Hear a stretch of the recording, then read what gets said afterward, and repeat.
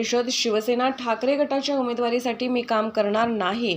मी घोषणा करतो, काँग्रेस पार्टीचे नेतृत्व मोठ्या स्तरावर भ्रष्टाचाराविरोधी भूमिका घेतात। त्यांना अमोल कीर्तीकरांवर भ्रष्टाचाराचे आरोप आहेत हे दिसत नाहीत का?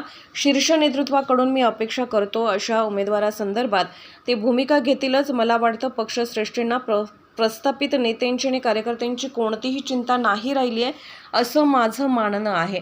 त्यांनी मला एकदाही विचारलं नाही की माझी किंवा कार्यकर्त्यांची काय अपेक्षा आहे। मला असं वाटतं काँग्रेस त्या शिवसेनेसमोर झुकली आहे ज्याचं अस्तित्व नगण्य आहे। माझ्या पुढे आता अनेक पर्याय खुले आहेत। आता आरपार लढाई असणार। एका आठवड्यात माझा निर्णय जाहीर करेन। सांगलीचा उमेदवार ज्या प्रकारे उद्धव ठाकरेंनी जाहीर केला त्यांना काँग्रेसची पर्वा नाही असं वाटतंय। काँग्रेसच्या वोटबँकमध्ये आपली जागा बनवावी हा शिवसेनेचा छुपा अजेंडा असू शकतो। काँग्रेसने याबाबत भूमिका घेतली पाहिजे। शिवसेना ने मुंबई की 4 सीटों पर अपने उम्मीदवार घोषित कर दिए हैं और मेरी जो जानकारी है 5वें सीट का उम्मीदवार भी वो कल परसों तक घोषित कर देंगे। मतलब मुंबई की 6 सीटों में से 5 सीटों पर शिवसेना लड़ेगी और 1 सीट खैरात की तरह कांग्रेस के लिए छोड़ दी गई। यह पूरा जो फैसला है कांग्रेस पार्टी को मुंबई में दफन करने वाला फैसला है। मैं इस फैसले का निषेध कर रहा हूं, सबसे पहली बात ये। और इस निषेध में जो मैं निषेध कर रहा हूं इसमें शिवसेना का नेतृत्व का भी निषेध कर रहा हूं और कांग्रेस के नेतृत्व ने जिसने नेगोशिएशन में हिस्सा लिया वो लोग नेगोशिएशन सही ढंग से नहीं कर पाए, इसकी भी निंदा करता हूं, निषेध कर रहा हूं। शिवसेना ने जो उम्मीदवार घोषित किया है उत्तर पश्चिम के लिए उसके बारे में मैं भूमिका पहले से स्पष्ट कर चुका हूं। उस उम्मीदवार के ऊपर भ्रष्टाचार का आरोप है, ईडी के द्वारा छानबीन जारी है और भ्रष्टाचार का भी जो आरोप है वह कोविड के जमाने में जो मुंबई के गरीब प्रवासी मजदूरों को मुफ्त भोजन कराने की जो योजना थी उस योजना में से कॉन्ट्रैक्टर से उनने दलाली ली। जो खिचड़ी सप्लाई की गई थी उस खिचड़ी सप्लायर से उन्होंने दलाली खाई है जिसकी छानबीन हो रही है। और ऐसे खिचड़ी चोर उम्मीदवार को शिवसेना ने हमारे सर पे थोपा है। हम इसका सरासर विरोध करते हैं। कम से कम मैं ऐसे खिचड़ी चोर उम्मीदवार के लिए काम नहीं करूंगा, ये मैं आज घोषणा कर रहा हूं। दूसरी बात, कांग्रेस पार्टी का नेतृत्व जो हमेशा भ्रष्टाचार के मुद्दे पर हाई लेवल एक ग्राउंड लेते हैं, हमेशा एक हाई मोरल ग्राउंड जिसको हम कहते हैं वो ग्राउंड लेते हैं। क्या इस नेतृत्व को यह नहीं दिखा कि हमारे क्षेत्र में जो उम्मीदवार पेश कर रही है शिवसेना उस पर भ्रष्टाचार के आरोप हैं? तो मैं अपने शीर्ष नेतृत्व से अपेक्षा करता हूं कि ऐसे उम्मीदवार के संदर्भ में वो निश्चित तौर पर आपत्ति दर्ज करेंगे और उनका जो एक हाई मोरल ग्राउंड है भ्रष्टाचार के संदर्भ में, इसको लेकर के सदा हमारी तरफ से बयानबाजी होती है, उसको लेकर के भूमिका स्पष्ट होगी। तीसरी बात जो सबसे महत्वपूर्ण बात है कि हमारा जो नेतृत्व है उसको चिंता नहीं रह गई है।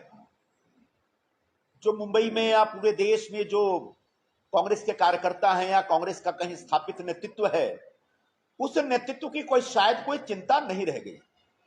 पिछले 10 दिनों से 15 दिनों से मेरे से किसी की कोई बातचीत नहीं हुई है। किसी ने एक बार भी नहीं पूछा कि आपकी क्या अपेक्षा है और आपकी अपेक्षा पूरा करने में हम क्या कर सकते हैं, अगर ये नहीं कर सकते तो क्या कर सकते हैं। ऐसा मान कर चला जा रहा है नेतृत्व की तरफ से कि जिसको जो करना है करे, हम किसी की चिंता नहीं करते हैं। तो मेरा मुद्दा यह है कि एक तरफ कांग्रेस का नेतृत्व पूरे देश में न्याय पर आधारित एक घोषणा पत्र जारी कर रहा है और हिंदुस्तानी समाज के अलग अलग वर्गों को न्याय दिलाने की बात कर रहा है।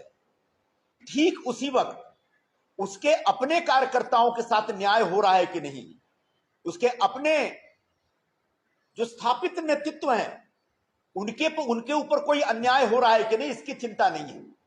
तो ये जो न्याय की बात करने वाले लोग हैं, कैसे उनके अंदर अन्याय हो रहा है, इस पर वो ध्यान नहीं दे रहे हैं, ऐसा मेरा मानना है। शीर्ष नेतृत्व से मैंने अपेक्षा की थी कि मैं लगभग 5 वर्षों से 2019 में चुनाव हारने के बाद से लगातार अपने क्षेत्र में सक्रिय हूं और मुझे हक मिलता है, मेरा हक बनता है यहां से चुनाव लड़ने का।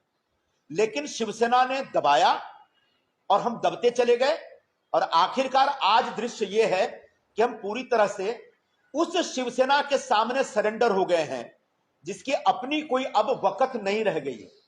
बहुत ज्यादा शिवसेना का जनाधार है ऐसा नहीं माना जा सकता, यह सिर्फ एक प्रकार का एक हाइप है ये। और ऐसे कम जनाधार वाले पक्ष के सामने कांग्रेस का सरेंडर करना निश्चित तौर पर कांग्रेस का एक तरह से मैं समझता हूं कि एक श्रद्धांजलि लिखने का एक कार्यक्रम शुरू होने जा रहा है, ऐसा मुझे दिख रहा है।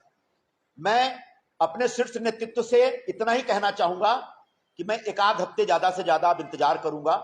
मुझे मालूम है आप लोगों के मन में चिंता यह होगी कि हम अगला निर्णय क्या ले रहे हैं।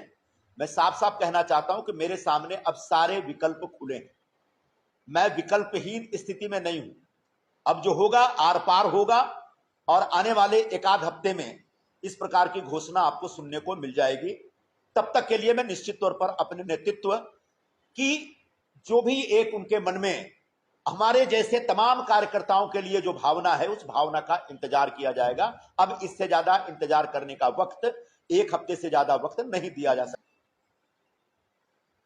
कौन टॉप पॉइंट पे है और कौन लोएस्ट पॉइंट पे जाएगा ये तो आने वाले दिनों में पता चलेगा। लेकिन हमारी पार्टी की तरफ से जिन लोगों को शिवसेना के साथ नेगोशिएट करने के लिए भेजा गया था, निश्चित तौर पर वो जो एक टफ नेगोशिएशन होता है या टफ नेगोशिएटर होते हैं उस प्रकार की भूमिका नहीं निभाई। मुझे ऐसा लगता है कि मुंबई में कांग्रेस की चिंता हमारे प्रदेश के नेतृत्व ने और देश के नेतृत्व ने नहीं की है। यहां पर लाखों की संख्या में कांग्रेस के कार्यकर्ता हैं, उन कार्यकर्ताओं को अकेले, उन कार्यकर्ताओं को अपने भरोसे छोड़ दिया नेतृत्व ने, ऐसा साफ साफ दिख रहा है, जो कि बहुत ही निंदनीय घटना है।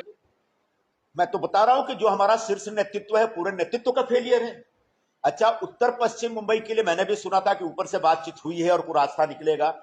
अब वो बातचीत क्या हुई, कितनी हुई, कितना कारगर हुई, कितना असरदार थी, उसका नतीजा सामने दिख रहा है। तो निश्चित तौर पर हमारा नेतृत्व कांग्रेस को मुंबई में बचाने में फेल हो गया है, यह साफ साफ दिख रहा है। सांगली जो कि कांग्रेस पार्टी की ट्रेडिशनल सीट थी और मैंने सुना था कि सांगली के लिए कांग्रेस नेतृत्व का बड़ा आग्रह है, फिर भी शिवसेना ने जिस तरीके से आज घोषणा कर दी है, ऐसा लगता है कि उनको कांग्रेस नेतृत्व की कोई परवाह नहीं है। आपको जो कहना है कहिए, हम आपकी चिंता नहीं करते, हम अकेले चलेंगे। तो क्या